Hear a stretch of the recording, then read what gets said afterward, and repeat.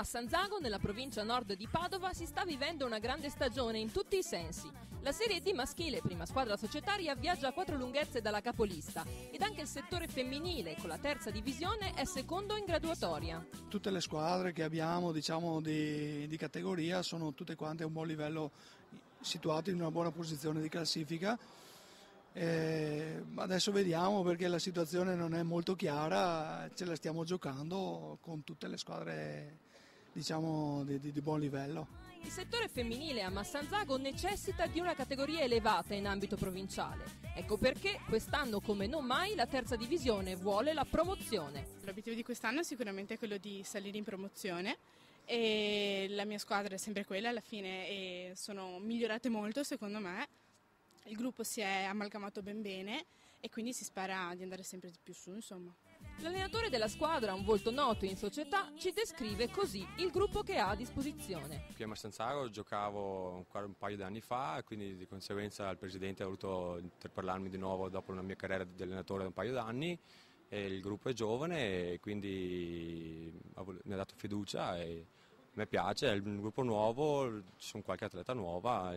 Per adesso insomma stiamo lavorando bene, abbiamo avuto un po' di difficoltà inizialmente su alcuni settori stando ai miei canoni, però adesso stiamo prendendo un buon giro, speriamo di continuare così perché l'obiettivo è buono, le prospettive sono buone e insomma puntiamo alla promozione. La società punta molto nel settore femminile e la terza divisione rispecchia l'andamento di tutte le categorie femminili. Il settore femminile si sta comportando molto bene, soprattutto quest'anno, sia con la terza divisione che si sta giocando la promozione, fin dalle prime partite. E inoltre nel settore giovanile abbiamo dei buoni risultati, sia con l'Under 16, con l'Under 14, con la 13. Un po' tutte le squadre del femminile si stanno comportando bene, purtroppo appunto la squadra grande è ancora troppo bassa come categoria, speriamo nella promozione quest'anno. Massanzago è una società che farà parlare di sé sempre di più.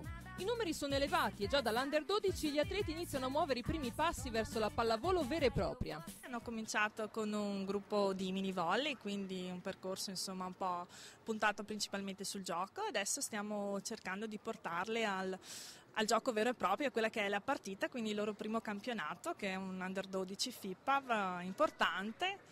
Un percorso di crescita per loro. Il minivolley invece a Massanzago è ormai un settore storico. Ad oggi la società annovera più di 50 bambini. Il minivolley a Massanzago nasce più o meno una quindicina di anni fa con un numero esiguo di bambini, una cosa tipo 6 bambini, nasce proprio una cosa familiare e poi pian pianino negli anni, un po' perché anche noi abbiamo preso coscienza dell'importanza di seguire il settore giovanile, siamo cresciuti sempre di più e adesso ci troviamo con un numero intorno ai 55 bambini iscritti.